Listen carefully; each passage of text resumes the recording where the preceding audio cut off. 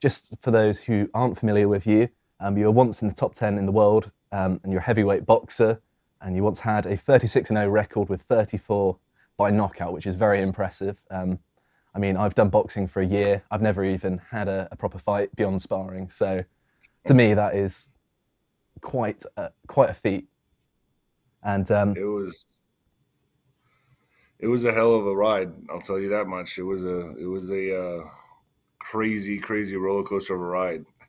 The whole career, you know. yeah, I can imagine. I mean, as I understand it, you retired due to an injury, and then you got into, I suppose, what could be regarded as political podcasting. Is that a fair characterization? Yeah, all that really happened was, and this all happened organically. It happened accidentally. I'll be honest with you. I had my life was only almost taken from me. As you can see, I got knifed here Hmm.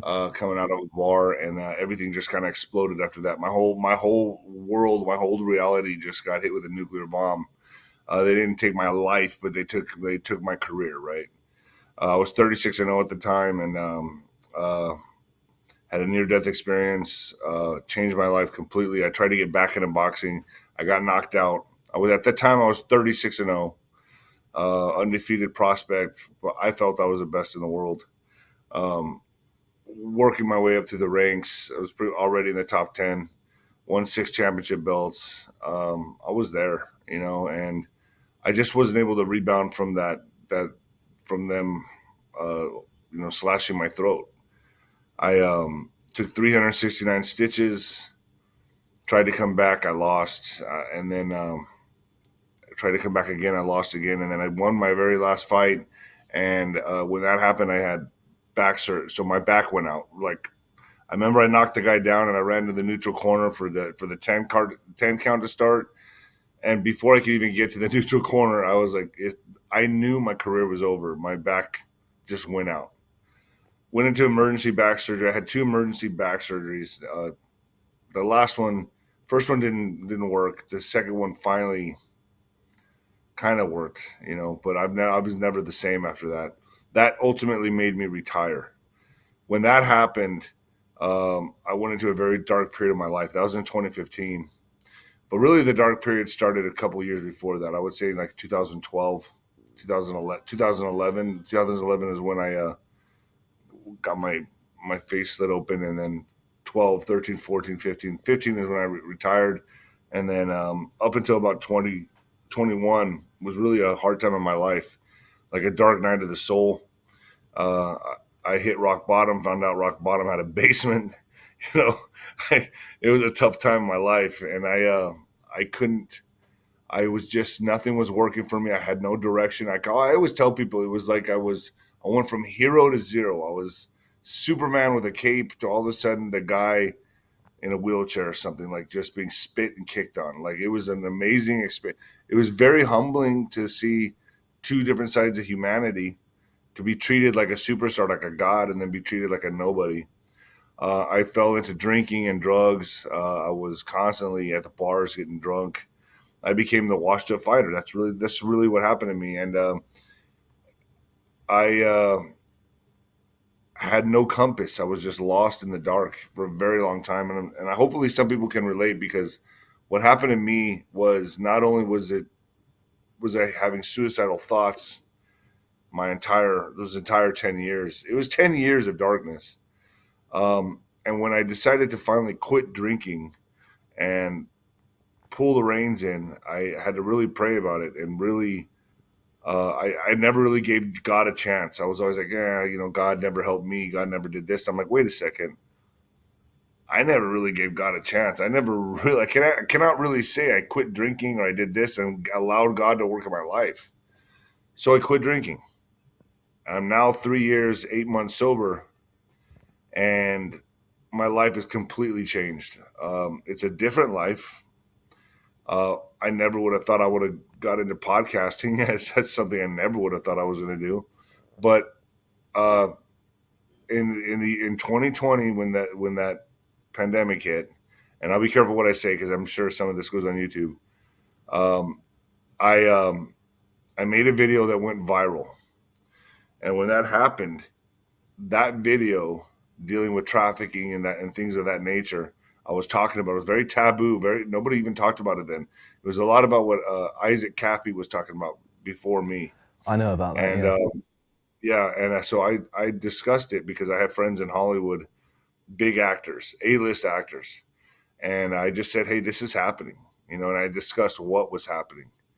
And I said it, and the whole internet blew up on that video, and it just catapulted me back into the spotlight, but not in the way that I wanted. Like, this was not something I wanted, especially talking about this stuff. And I became that guy for a while, and it hit, it went viral, and it got millions of views, and it scared me because of the topic, because I know I rattled the cages of hell, and I thought, well, they're going to be coming after me now.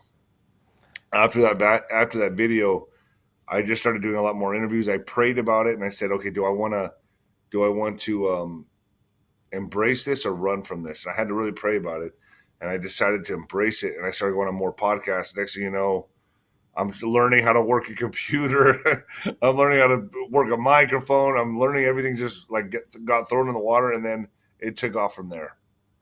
Well, I'm very pleased to hear that things have actually worked out because, to my mind, you had your career robbed from you from something that was completely not your fault. And it's one thing to make a mistake yourself and face the consequences, but when you can't really blame yourself for what happened to you, that must be all That's the not more true. difficult, right? That's not true. I blame No? myself. Oh, I'm really? not a victim. No, I'm not a victim. I was drinking. I was in the wrong place at the wrong time. I put myself there. That's my fault. If I didn't take responsibility for it, I would not be able to get over it. So I take responsibility for it. I believe this was my higher self, or this was a subconscious decision of mine to sabotage my career. I had a lot of pressure and expectations on me that I just felt like I broke. I mentally broke and spiritually broke, and I shouldn't have been drinking. I shouldn't have been in those places. So, no, I take full responsibility for what happened to me. Okay, I completely understand. In fact, that's rather commendable.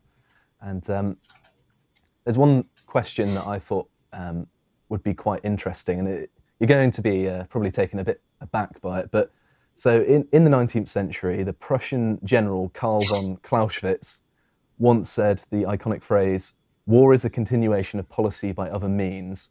Do you find that there are many lessons in boxing that apply quite well to politics and how you understand it? Because I think that actually, although obviously I don't have the boxing experience you do, but there is a lot of psychologizing, philosophy, and sort of strategy in the conflict that could be a good analogy to understanding the world of politics.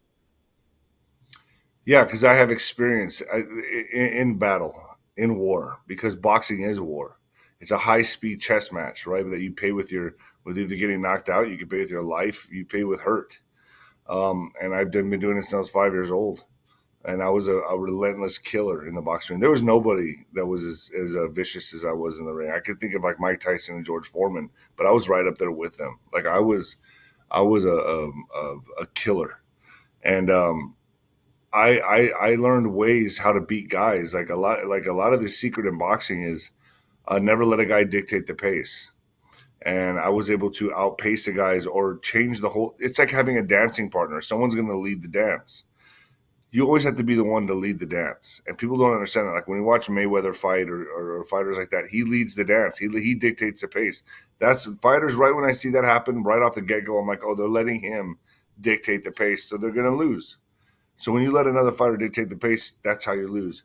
All I've done with boxing, and I've just switched arenas. So now I'm now in a. So I look at boxing now as incredible of a sport it was, and for me, I look at it like kids in a sandbox now compared to the war that we're fighting now with the deep state and the global powers that be, all trying to push us into this global technocracy of this of and I got to be careful what I say here because I know it's YouTube, so I'm very conscious about that. But where we're headed with these big monster, um, how can I say on YouTube, like what they're going to be pushing onto us, kind of like what happened in 2020 That was the first, the first big step into this global, everyone getting these, and yeah, that, and then and so now we have two other big ones coming, which is going to be the climate change, and then the climate change, and that's how they're going to push in this alien threat. I sounds crazy what I'm saying, but it's already being played out right now. They're already getting to play this card, and it's a desperate card. It's a very desperate card, but they're going to play it. You can you can guarantee what I'm saying right now. You can mark this video, timestamp it, whatever. They're going to play an alien threat card, and people may look at that and go, "That sounds crazy." Did you think 2020 was crazy? This is going to get even crazier. They're desperate. They want world domination. They want everyone to have a digital ID. This is real. I mean, and it goes back to the Bible. The Bible called this a long time ago. I mean, if you just look back and read the Bible, this is coming. We're not escaping this. This is coming. They're going to play certain cards to make sure they see the fruition of their plans. So that is why I'm so invested in this, because I know what's coming, and I talk to certain individuals on my programs that I feel are very credible, that have the foresight, and they're in the battlefront. They're in the war, fighting this. Like 107 is one of them, and a lot of people are familiar with him. One of my biggest guests, I got guys from the intelligence agencies, whistleblowers coming out talking on my shows. So I'm in it, and I'm invested in this, and I'm very passionate. So all I've done is switch arenas. All I've done really is gone from boxing, that battlefront, to a whole new battlefront, which is world politics. But more than that, it's the deep state war. So you've mentioned something here that I actually wanted to ask you a question about, because I've been really busy recently, and I've not been able to do any proper digging into the congressional hearing on UFOs. And I imagine that you must have some opinions on that. And I'm really interested in this sort of thing. I've done a couple of videos looking into it, and I find it fascinating. But I simply haven't had the time to do the digging yet. So I was wondering what your perspective on it is. I don't doubt that they're real. I don't doubt that they're where they've come from. Are they fallen angels? Are they interdimensional beings? Are they planetary from another galaxy, solar system? I don't know. I don't know what they are. I know they exist. I'm positive they exist. But why are they just now playing this card? Why are they allowing these people to come forward in the House hearings? I've said they were going to do this for a long time now. There's been CIA whistleblowers years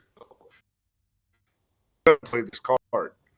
And they have the technology to do so, the reversed engineered technology to come out and play this card. So people are going to see things in the sky that they're going to be like, wow, what is that? Oh my gosh, they're going to see Tic Tacs in the sky. They'll see UFOs or unidentified phenomena, unidentified flying phenomena. But the truth is, we have the technology to pull that card. The government has the technology to do this and fool everybody, and then put it on TV with CGI, however they want to spice it up, and make it look extremely real, like we're having wars in the sky, or like there's someone coming to take us over. This is an honest to God reality. They're gonna play this card, and it's already happening. It's all over the internet. They're already pushing it. They're herding people into this consciousness. They're conditioning people into this. So it's coming already. It's already here. It's not like we have to wait much longer. It's already here. It's happening now. So, and climate change, big ones, it's like, ooh, wow, aliens, and look what we're doing to the planet. We need to tax you now. We need to punish you for what you're doing to the planet. Okay, that's what's going on, and people need to wake up. They don't think it's possible. Look what happened in 2020. No one thought that was possible. And we knew that was coming. The conspiracy guy with the tinfoil hat, start listening to him. To watch the full video, please become a premium member at lotuseaters.com.